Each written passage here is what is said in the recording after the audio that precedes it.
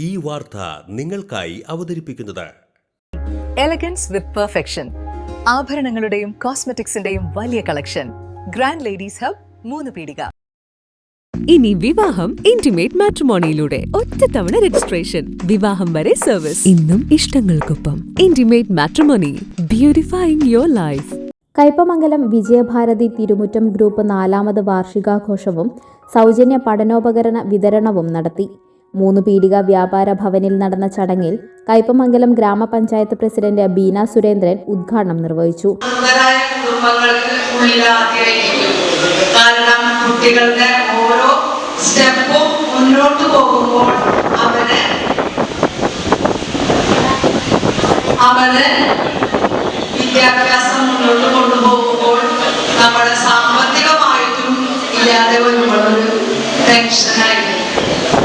അപ്പൊ ആ സമയത്താണ് നമ്മള് ഒരു കൈത്താങ്ങായിട്ട് നമ്മുടെ വിജയഭാരതി സ്കൂള് ഇവിടെ നിങ്ങളുടെ മുന്നിൽ നിങ്ങൾക്ക് നൽകുന്ന ഈ ഒരു സ്നേഹോപഹാരം എവിടെ നിന്ന് കിട്ടുന്നു, ആരാണ് ചെയ്യുന്നത്, ഇവർക്കൊക്കെ നിങ്ങളുടെ കൈകളിൽ എത്തണമെങ്കിൽ നമുക്ക് എന്തായിരിക്കണം? നല്ലൊരു മനസ്സുണ്ടാവണം.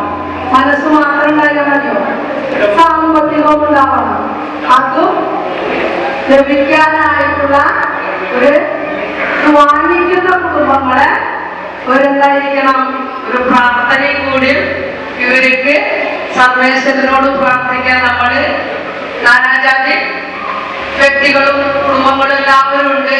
അപ്പൊ നമ്മള് ആ പ്രാർത്ഥനയിൽ നിന്ന് നമ്മുടെ എല്ലാ വർഷവും ചെയ്യുന്ന ഈ വ്യക്തികൾക്ക് ഐശ്വര്യവും ആരോഗ്യവും ഉണ്ടാവണം.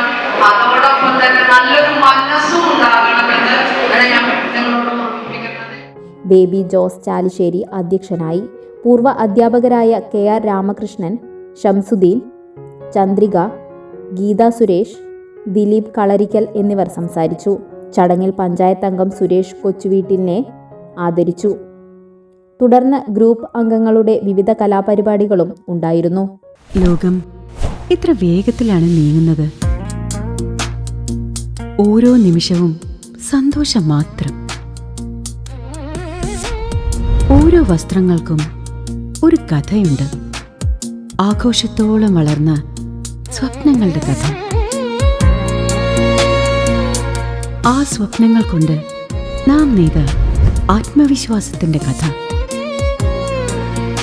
നാം എന്ത് ധരിക്കുന്നു എന്നതിലല്ല, അത് നമുക്ക് നൽകുന്ന ആത്മവിശ്വാസത്തിലാണ് യഥാർത്ഥ സൗന്ദര്യം. ഓരോ നൂലിഴകളും നെയ്തെടുത്ത ആത്മവിശ്വാസത്തിന്റെ സൗന്ദര്യം. ഈ ബന്ധം ഒരു വികാരമാണ്. നിങ്ങൾക്കായി മാത്രം നെയ്തെടുത്ത പട്ടിന്റെ കഥ. Beauty silks. വാക്കുകൾ നിശബ്ദമാകുമ്പോൾ വസ്ത്രങ്ങൾ സംസാരിക്കട്ടെ.